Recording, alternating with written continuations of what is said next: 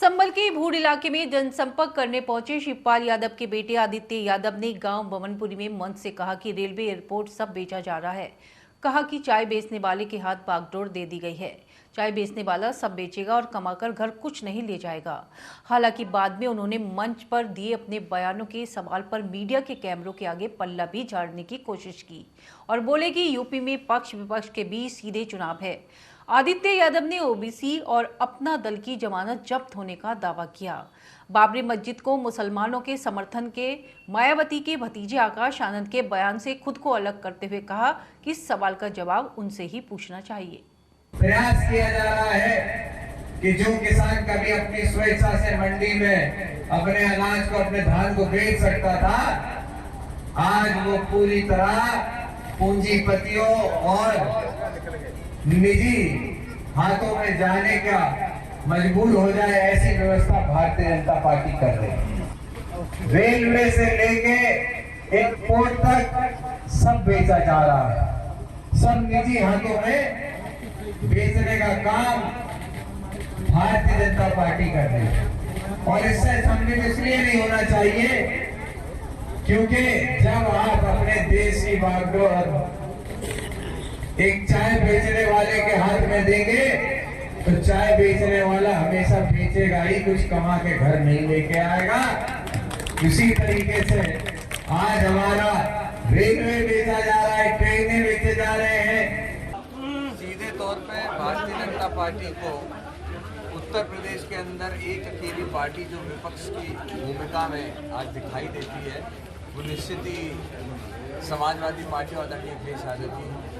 पूरा संगठन पार्टी का उत्तर प्रदेश की विभिन्न लोकसभा सीटों पे चुनाव लड़ने का काम कर रहा है और चुनाव लड़ ही रहेगा। पूरा संगठन मजबूती से बूथ स्तर से लेके सेक्टर और जोनल तक के हमारे जो प्रभारी हैं उन सभी ने अपनी कमर कस ली और बदायूं लोकसभा के अंदर एक ऐतिहासिक जीत समाजवादी पार्टी की। सर, तो बदायूं साहब प्रत्याशी हैं, कन्फर्म हो गया सर? अब क्या देखिए, अभी 15 तारीख को नामांकन है जी, एक दिन की और कल गैप होगा, उसके बाद सारी चीज़ें सामने आ जाएगी। मुझे लगता है एक दिन का और इंतजार रखो। मुझे लगता है ये सवाल आकाश आनंद जी से ही पूछा जाए तो ठीक रहेगा।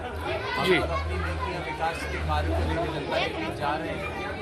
लगातार उत्तर प्रदेश और देश के अंदर एक बार फिर से प्रयास किया जा रहा है पोलराइजेशन करने का, हिंदू मुसलमान करने का।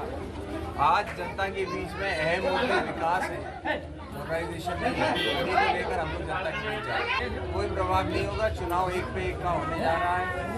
वोट कहीं भी नहीं कटना चाहिए। जनता ने ये मन बना लिया है। तो अन्य पार्टियां जितनी भी हैं उनकी जमानत जब्त होने वाली है। चुनाव सीधे सीधे पक्ष और विपक्ष दो लोगों का होने जा रहा है। विकास के मुद्दे बदायूं के अंदर जो लगातार विकास रुक चुका है, जो काम समाजवादियों ने जहाँ छोड़ा था वहीं का वहीं पड़ा हुआ। रोजगार का मुद्दा नौजवानों के बीच बहुत अहम है।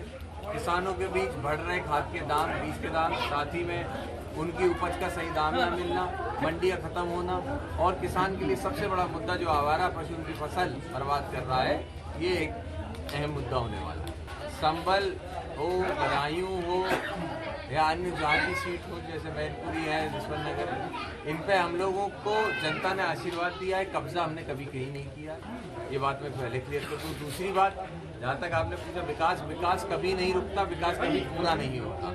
आप कितना भी विकास करती है, कहीं ना कहीं गली छूट जाती है, कहीं ना कहीं सड़क या बिजली होना, विद्युतीकरण होना छूट जाता है। और विकास की श्रृंखला ही यही होती है, तरीका ही यही होता है कि आप विकास करते हैं और शहर या कस्बा या गांव बसता जाता है और फैलता जाता है। तो निश्चित ही हमें पता है, हम लोग लगातार घूम रहे हैं ज़मीन पर। कई गलियां, कई ऐसे सड़कें हैं जिन पे अभी भी काम होने की ज़रूरत है। क्योंकि आज से 5 साल पहले जब भाई धर्मेंद्र यादव जी यहाँ से, आदरणीय धर्मेंद्र यादव जी यहाँ से सांसद थे, तभी काम हुआ सड़कों पर, तभी काम हुआ गाँव में।